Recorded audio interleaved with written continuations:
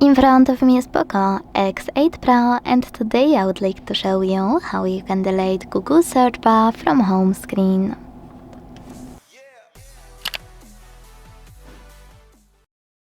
All you need to do is hold your search bar and wait for remove pop-up to show. When it does, click on it and wait.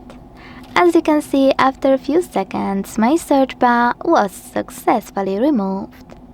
Now, if you ever wanna restore it, pinch your display and hit Widgets at the bottom.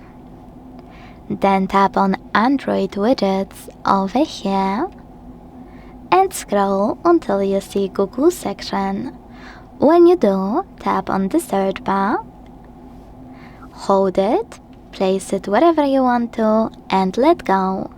Then tap on Home button. Thanks so much for watching. If you enjoyed this video, leave a like, comment and subscribe. Bye!